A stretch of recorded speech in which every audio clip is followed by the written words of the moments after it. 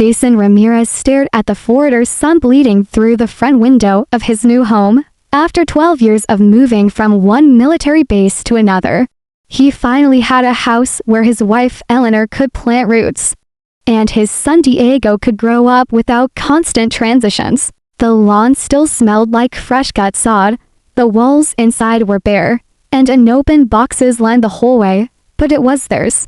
He was midway through fixing the front doorbell when the first knock came, 3 sharp. Raps. Standing on the other side was a woman in her early 50s, armed with a clipboard and a professionally practiced smile. She had iron khakis, pearls around her neck, and a pastel cardigan that clung to her shoulders like a badge of authority. "Jason Ramirez," she asked without waiting for confirmation. "Karen Whitmore, president of the East Ridge Villas. HOA, just doing my rounds. I see you've moved in 2 days early. That's fine, I suppose. But we have a few things to discuss." Jason wiped his hands with a rag and stepped onto the porch. "Okay, sure. What's going on?" Karen held out a packet thick enough to make his fingers cramp. "Welcome materials. Inside you'll find community rules, parking maps, garbage, schedules, landscaping expectations, and a detailed list of prohibited activities." Jason flipped through it. "This is extensive." Karen didn't laugh. "It's what keeps our community beautiful." Then she paused, glancing toward the driveway. "Your son was skateboarding earlier. That's a liability. Our streets aren't recreational zones." Jason blinked. "He was just riding around near the garage. It's about setting standards. We don't make exceptions." He glanced past her shoulder. A boy 2 houses down was zipping around on a hoverboard, while someone played loud music on a porch. Karen continued. "Undeterred, also, your trash bins were visible from the curb at 3:14 p.m. That's a violation under Article 12, Section B." Jason exhaled, trying to keep things light. "Ma'am, we just moved in. We're still figuring out which day is trash pickup." Karen's smile returned, but this time it was thinner. "Well, we do expect residents to review the welcome packet before moving in." Inside, Eleanor appeared behind the screen door, arms crossed, one brow raised. She didn't interrupt, but the message was clear. Karen glanced at her, then down at the clipboard. "No worries. I'll be in touch." She turned and walked briskly down the sidewalk, her sensible shoes tapping like a metronome against the concrete. Jason stood there for a long beat, watching her vanish behind a row of hibiscus hedges. "That was her, huh?" Eleanor said from behind. Jason nodded. "Karen, queen of the horror. I googled her last week. She's been president for 6 straight years. She's organized. I'll give her that." Eleanor stepped outside and looked at the sky. "Organized is fine. But she just took a picture of our kid while scolding you about trash cans." Jason turned toward her. "You sure?" She held her phone up like she was checking messages, but the camera lens was pointed right at Diego. Jason's stomach tightened. What the hell is her problem? She thinks she has power. Inside, Diego clumped down the stairs in his socks, skateboard under his arm. "Who was that lady? She said something to me earlier about helmets and street rules." Jason walked over and crouched to his level. "That was Karen. She runs the HOA." Diego frowned. "Do I have to stop skating?" Jason smiled softly. "No, buddy. You just keep it close to the house." "Let's not give her ammo." Eleanor glanced at the welcome packet on the table, then back at Jason. "We've dealt with worse than this. You know, rules don't scare me. But hypocrisy, that's a different story." Jason nodded. But his gut told him this wasn't going to be a few angry letters and forgotten fines. There was something rigid calculated about Karen Whitmore. She wasn't enforcing rules out of concern. She was doing it for control, and she had already chosen them as her target, out on the curb. Karen paused just long enough to write something down on her clipboard. Then she kept walking. The first official HOA notice came 2 days later. Jason found it wedged between the door and the handle, bright pink paper folded with the kind of precision that felt passive-aggressively intentional. The top read in bold print, "Notice of violation," Immediate attention required. Below that, a list. Improper placement of refused containers, unauthorized recreational equipment, basketball hoop, unpermitted potted plants on the front walkway, and compliant flagpole installation. Jesse Yebros rose with each bullet point. He rubbed his eyes and read the letter, then set it down and walked outside. His trash bins were now tucked discreetly behind the fence. The basketball hoop, folded and secured to the garage wall. Elena's plants, 3 modest terracotta pots, holding lavender and rosemary, and the flagpole, an American flag, neatly mounted near the porch. A red SUV pulled to a stop across the street. Jason turned just in time to see Karen step out. Sunglasses perched on her nose, small white dog tucked under one arm. She didn't wave. Jason approached slowly. Morning. Karen looked up from her clipboard. Oh, hello, Mr. Ramirez. Just got your note. He held up the letter. Mind if we talk? Karen tilted her head, giving him the look she probably reserved for small children who question nap time. Of course. Jason gestured toward the front of his house. I'm not seeing where we went wrong. The basketball hoop's not even in use. The bins are behind the gate, and those plants have been there for a week. Is there a list I missed? Karen clicked her pen. Already writing.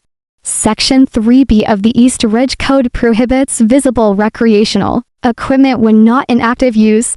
Section 2F requires HOA approval for all external fixtures, including garden elements. Section 5A covers unapproved flag mounting. Jason tried to keep his tone level.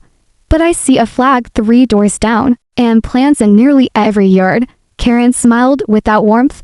Those residents went through the proper channels. You did not.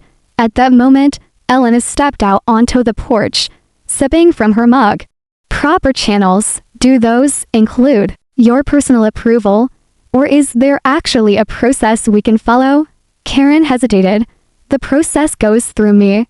As board president, Eleanor walked closer, placing her mug gently on the porch railing. So your judge, jury, and executioner, Karen, crossed her arms. I ensure order.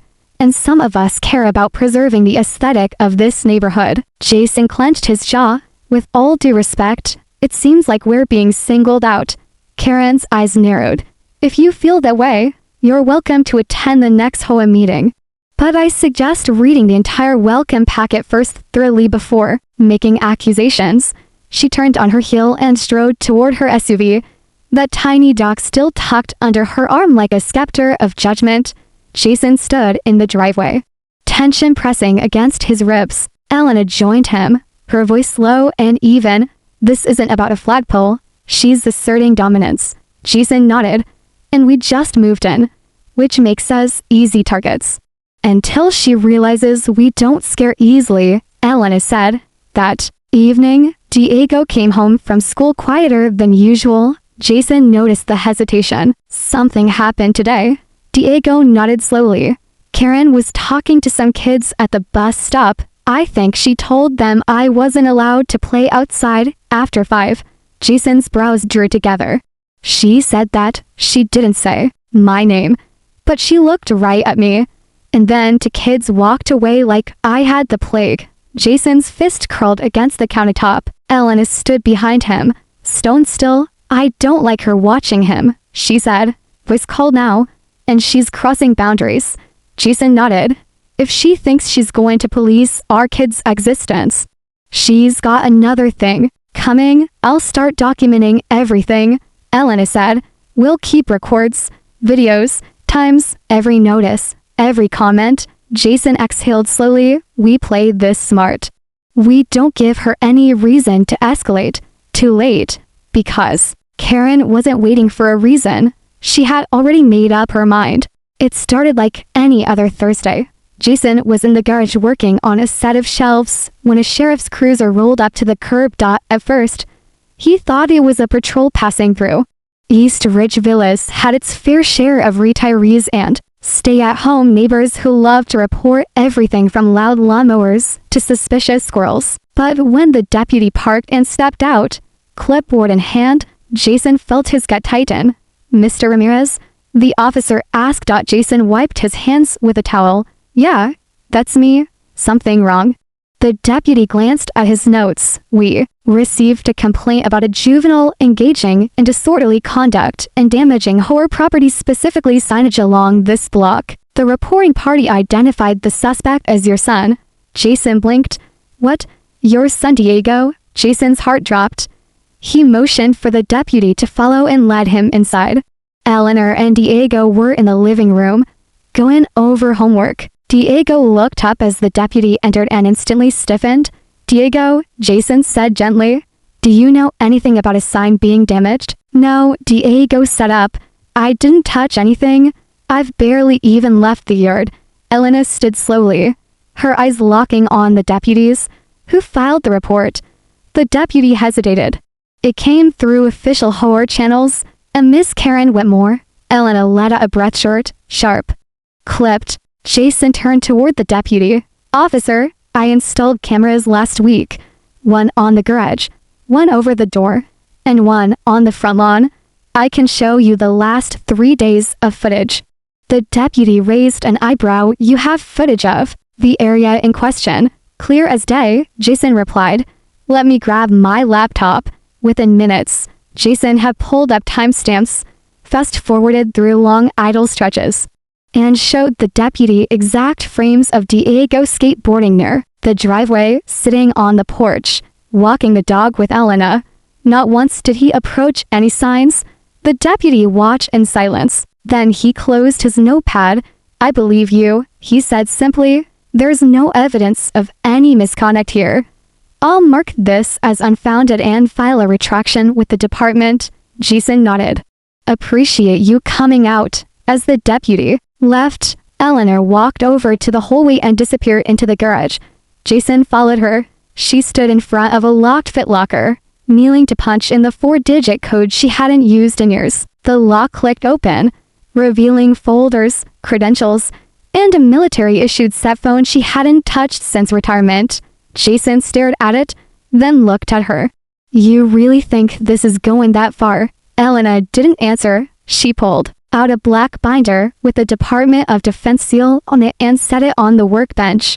This isn't just about HOA rules, she said quietly. She's involving law enforcement in personal vendettas. And she's targeting our son. Jason ran a hand through his hair. So what now? We go quiet, but we go firm, Elena said. We keep every notice, every voicemail, every interaction. And if she so much as breathes in his direction again, I'll have enough to file a formal complaint with civil backing and, if necessary, federal. Jason paused. You still have those contacts? Elena's mouth curled into something almost like a smile. You think anyone ever forgets a colonel? The next day, Diego came home from school quieter than usual again. Jason was doing dishes when he noticed. Hey bud, what's on your mind? Diego hesitated. A guy in a black car was parked near the corner this morning. When I walked out to catch the bus, he was just sitting there, and Karen was across the street. Talking to him, Jason dried his hands, suddenly tense. You sure? Diego nodded. I think she pointed at me. Elena stood in the hallway, holding a grocery bag, frozen in place. Jason exchanged a look with her. This wasn't paranoia anymore. It was a pattern, and it was growing. Bolder. By Sunday afternoon, Jason had upgraded his home's security system. 3 motion-activated cameras turned into 6. One now pointed across the street toward the intersection where Karen always lingered. Another covered the side yard. Elena reviewed every angle before giving a quiet nod of approval. I want timestamps, cloud backups, and live access, she said. If this escalates, I want it airtight. Jason glanced at her. You're expecting it to escalate. Eleanor didn't answer. She just opened her laptop and started a document titled Incidents. East Ridge HOA across the street. Karen paced her driveway on the phone.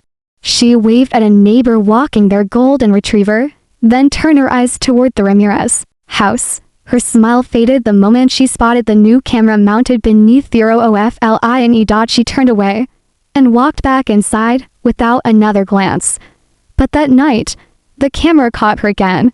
At 11:43 p.m., Karen walked her dog down the sidewalk, then stopped in front of the Ramirez home. She didn't move for 27 seconds. Instead, she slowly turned, looked directly at the living room window, and held her phone up like she was filming.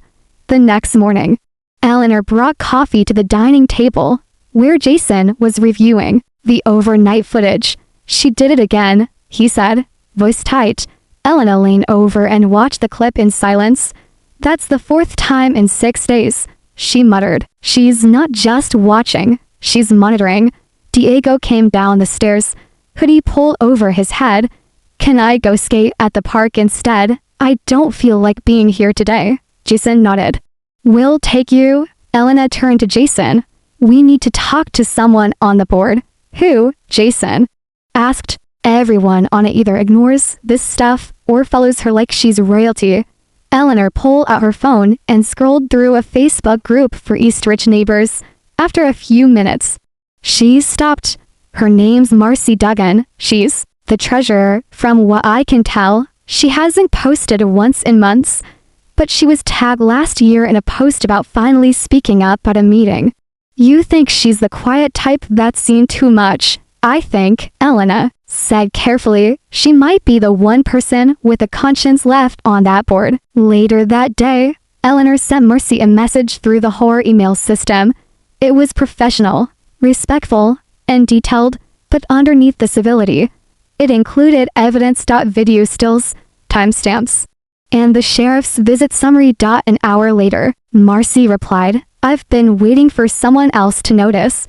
Can we talk privately?" They met at the coffee shop off County Road 9, 3 miles from East Ridge. Marcy looked tired, mid-50s, hair pulled into a loose bun, wedding ring missing.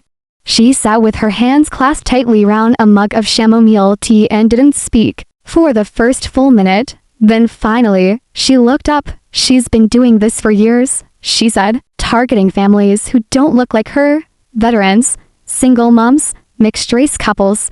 She couches it in rules, but she only enforces them when it benefits her power." Jason leaned forward. "You've seen it, I've lived it," Marcy said. "My husband and I put up our backyard 3 years ago. Karen said it violated visual harmony standards and fined us $1,200. That pergola was approved, documented. I showed the paperwork. Didn't matter. She doctored the minutes and claimed the vote never happened." Elena's eyes narrowed. "That's illegal, I know," Marcy said softly. "But she controls the proxy votes. Every year, people skip the meetings, and Karen collects blank forms. She fills in her slate, approves her own policies. It's a closed loop." Jason leaned back in his chair, the pieces falling together in his mind. "So every board vote, every hearing, every fine, it's just a rubber stamp." Marcy nodded. "And most residents are too tired or scared to fight her. They sell land, leave. You wouldn't believe how many good people she's pushed out of this neighborhood." Elena folded her arms. "We're not going anywhere." Marcy looked up, eyes steady. "Then you'll need to be careful. Karen plays dirty. And when she feels threatened, she doubles down." Jason reached for his phone. "Then it's time we built a case." Back home, he opened a fresh folder on his computer. Inside it, every HOA notice, copies of emails, footage of Karen littering at night, a report of Diego's school and play arson at the very top. Subject line: E. Pattern of harassment. Initiating documentation, because the time for staying quiet was over.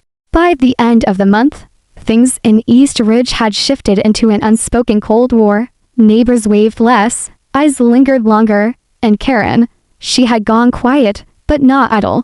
Jason knew the silence meant she was planning something. Elena knew it.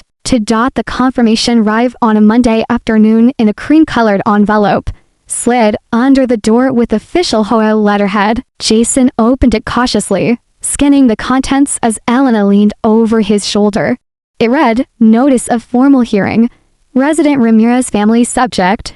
Pattern of behavioral concerns involving minor C.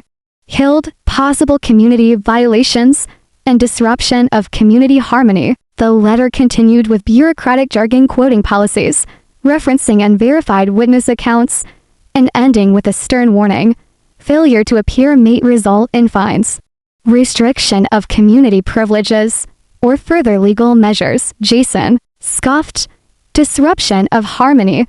She makes it sound like Diego's some kind of delinquent. She wants a public dressing down, Elena said, eyes narrowed. A staged humiliation. That's her move.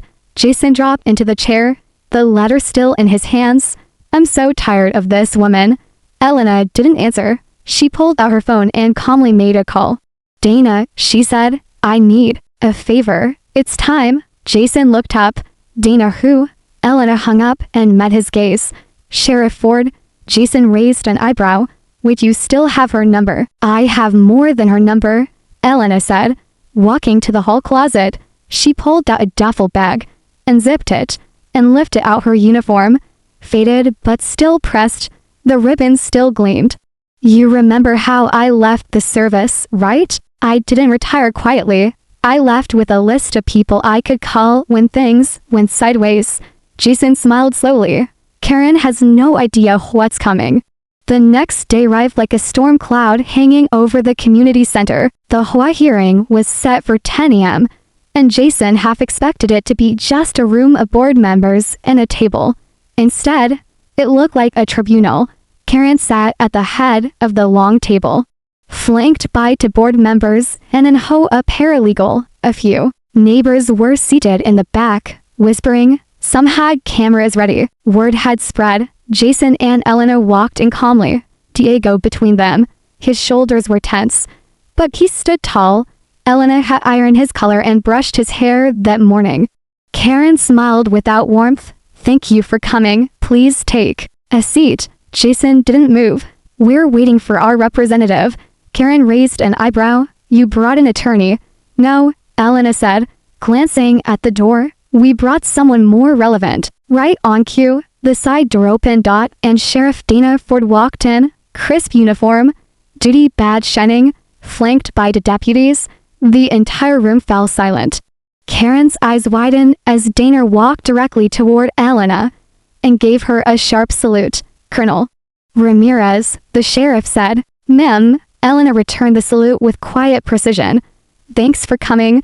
Karen slowly stood. Sheriff, this is a private HOA matter. You're not needed here. Dana turned toward her. Actually, I am. You filed a false report involving a minor. I'm here to ensure due process and protect the interests of that child. The paralegal stood up, flustered. Sheriff, there's no indication of criminal intent. Dana held up a folder. I've reviewed the original police complaint. There was no evidence, no damage, and no credible witness. This child has been surveilled, harassed, and publicly named. That borders on targeted intimidation. We're looking into civil liability, possibly criminal.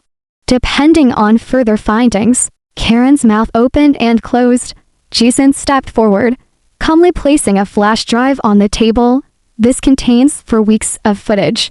Every violation she's accused us of is fabricated or exaggerated. We've got timestamps, logs, and video proof. Elena Langdon, you brought us here to shame us, Karen. But all you've done is expose your own abuse of power. Someone in the back of the room clapped once, then twice. Then more joined in. It wasn't loud, but it was. Enough. Karen turned, clearly rattled. For the first time since they'd met her, she didn't speak. Sheriff Ford looked around the room. I'd suggest this board suspend further action until legal counsel can review the evidence. In the meantime, I'm requesting copies of HOA voting records. And if I find any tampering, we'll escalate. Karen sat down. Her hands trembled. The paralegal whispered something, but Karen didn't respond. Elena put her arm around Diego and guided him toward the door. Jason paused at the exit, turned, and locked eyes with Karen. Next time you want to report someone, make sure you're not looking at a soldier's kid, he said quietly. Then he walked out. Karen didn't show her face in the neighborhood for 2 days. The red SUV sat idle in her driveway, its spotless windshield now speckled with dust. Her dog, usually walked 3 times a day like clockwork, was nowhere to be seen. for someone who used to patrol the block like a general surveying her territory. The silence was loud. But Jason knew it wasn't over. People like Karen didn't back down. They retreated. They regrouped. And then they struck back harder, which was why he wasn't surprised when, on Thursday morning, he received another envelope, this one delivered by hand and signed. Notice of horror, internal investigation, security cameras and privacy violations. Jason read the letter twice before bursting into laughter. She's accusing us of violating her privacy, he said aloud, holding it up so Eleanor could see. Elena barely glanced at it. She's flailing. When bullies lose control, they grasp for anything they can spin. She's trying to flip the narrative. Jason tossed the letter on the table. Let her try. We've got enough footage to prove she's been stalking us. But Elena was already typing on her laptop, her eyes sharp. I'm not worried about Karen. I'm worried about the board. They've let her get away with this for too long. Either they're complicit, or they're afraid. That night, Jason took a walk through the neighborhood. He expected cold stares. What he got instead was quiet nods. A couple waved. One elderly man, Mr. Donnelly, from 3 houses over, motioned Jason over and said softly, she's done this too for other families. But nobody ever stood up to her like this. Good on you. Jason thanked him and kept walking, his thoughts racing. When he got home, Diego was on the porch, sketchbook in hand. He'd been drawing lately, mostly superheroes, sometimes skate parks. But tonight's sketch caught Jason off guard. It was a drawing of their house, and outside it, in a child's messy but bold handwriting, he'd scrawled, "Home where they don't scare us anymore." Jason swallowed the lump rising in his throat. That's a good one, buddy. Diego looked up. I was scared for a while, but Mom made her look stupid. And the sheriff, that was cool. Jason smiled. Yeah, that was cool. The next HOA meeting was scheduled for Saturday morning at the community clubhouse. Jason and Elena didn't plan to attend. But at 9:14 a.m., their phones started lighting up. Texts, emails, photos. One message from Marcy stood out. You might want to come down here. Things are unraveling. They arrived to a packed room. Dozens of homeowners sat in fold-out chairs, many with printed copies of the HOA charter. The usual board members sat in front, but this time, Karen's seat was empty. Marcy stood at the podium, her voice shaking slightly as she spoke. There have been credible allegations of vote tampering, harassment, and unauthorized rule enforcement within this board. As treasurer, I reviewed the voting logs from the past 3 years, and I found discrepancies. She held up a binder. This contains copies of 47 proxy votes that were never verified. Most signed in the same handwriting, all used to push through amendments Karen proposed. A murmur spread through the crowd. Jason glanced at Elena, who gave the faintest nod. Another neighbor stood up. My family was fined $900 over a pergola. We moved because of it. But now I see we weren't alone. The meeting erupted into questions, demands, anger, and in the chaos, Karen walked in, late, pale, no clipboard, no dog. She stood in the back, her face unreadable. Someone shouted, "You gonna lie again today, Karen?" Another voice added, "You forged those signatures, didn't you?" Karen raised her hands like she was calming a room full of children. This is a witch hunt. I've only ever done what's best for this community. Elena stepped forward from the back. Funny, she said calmly, you called the sheriff on my child because he had a skateboard. You stalked our house. You tried to humiliate us. Karen's eyes locked on hers. You don't understand the pressure of keeping a community in order. Elena's voice didn't rise, but it cut like a blade. No, you don't understand the weight of real responsibility.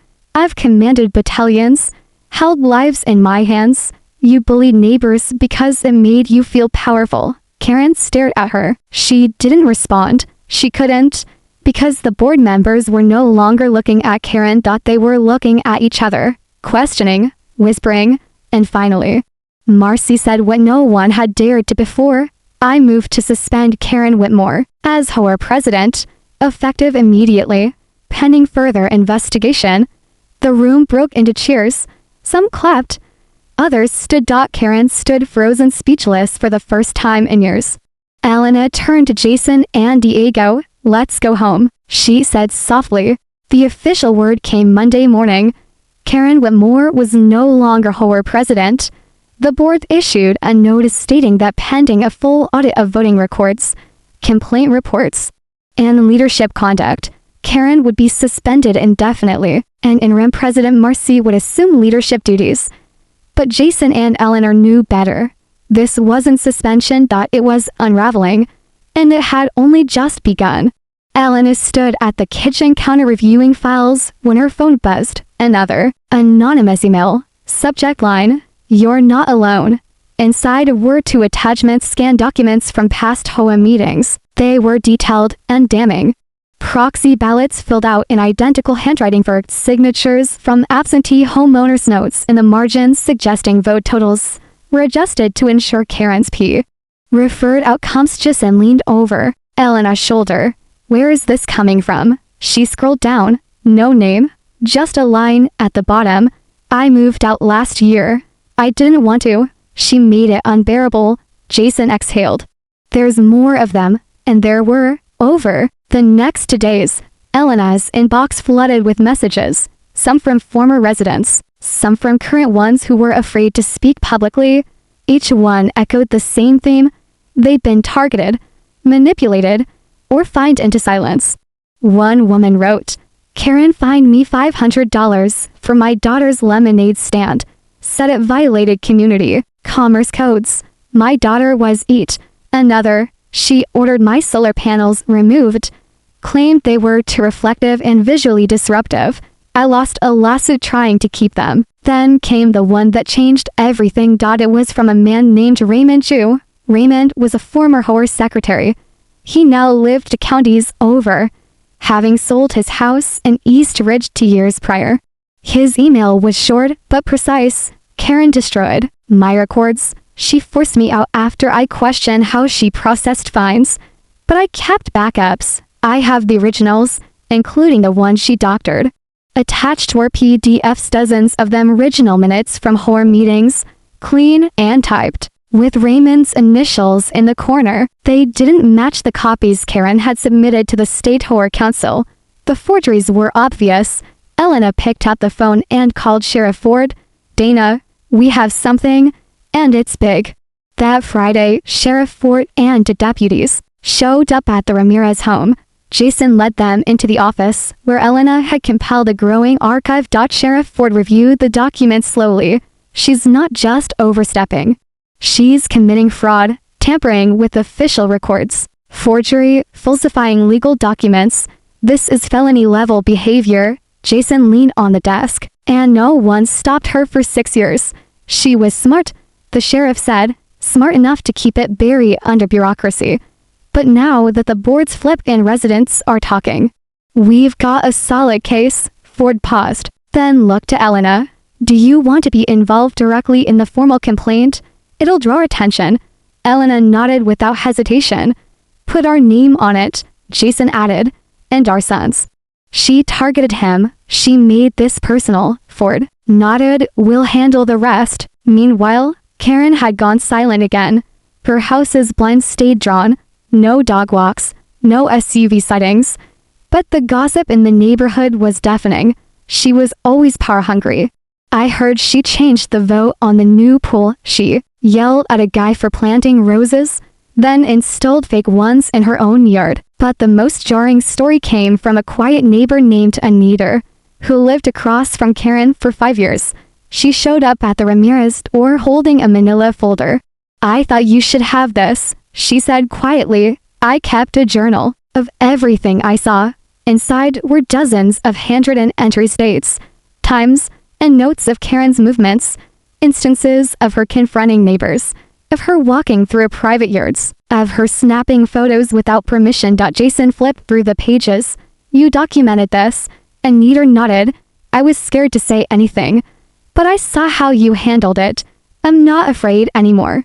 Eleanor put a hand on her shoulder. "You shouldn't have had to be." The next HOA board meeting was moved to the community center's main hall because the original room couldn't hold the crowd anymore. This time, Jason and Elena didn't sit in the back. They sat front row right beside Marcy. The agenda was clear: vote to permanently remove Karen Whitmore from the HOA board and submit findings to state authorities. But then something unexpected happened. Karen walked in, not defiant, not smug, but defeated. Her hair was unkempt, her eyes were heavy. And when she looked at the room full of residents who once tiptoed around her, now staring back with fire in their eyes, she didn't even try to speak. She sat down in the last row, alone.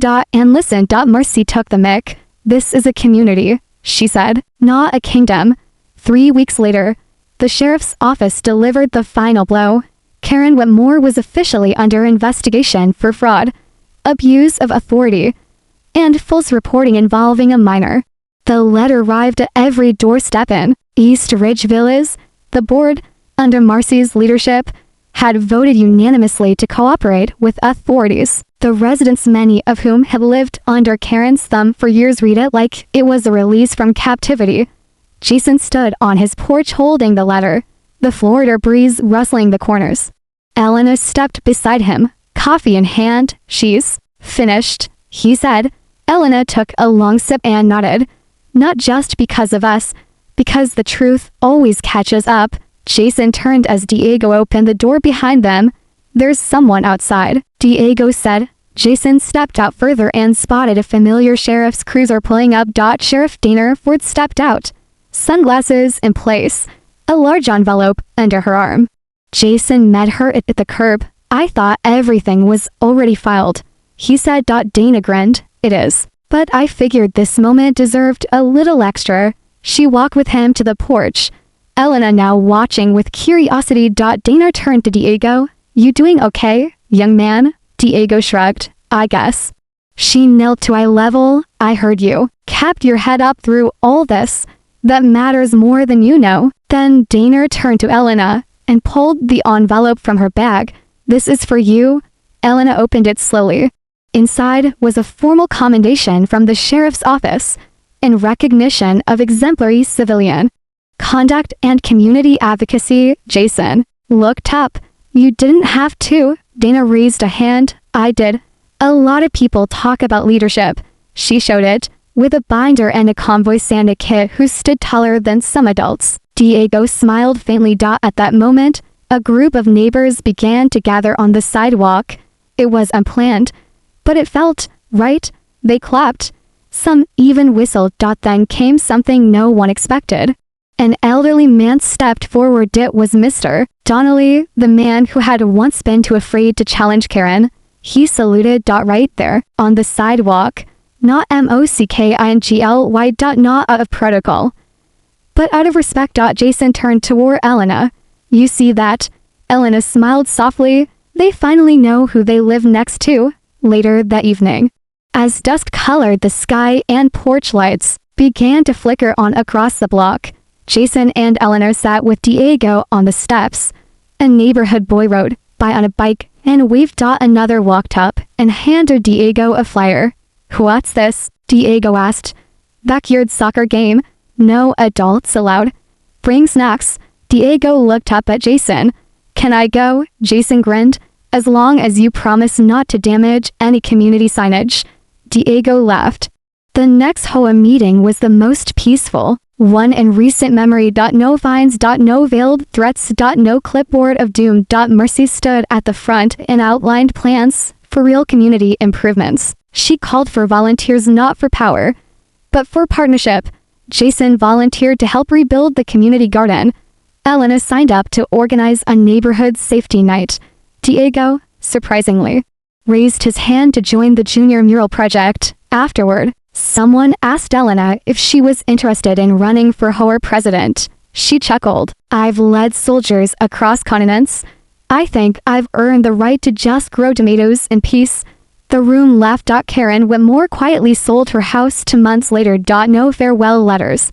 No dramatic exit. Just a moving van at dawn, and a for sale sign that didn't even last a full day. Her chapter in East Ridge was over.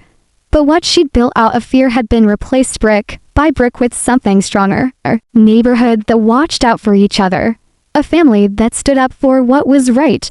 And a boy who skated the driveway with confidence again, knowing nobody would ever try to erase him from his own story again. Final shot. Diego skating under the golden light of a Florida sunset, his parents smiling from the porch, and a sheriff's cruiser passing slowly with a friendly wave. Because sometimes, the most powerful revenge is simply being seen and respected.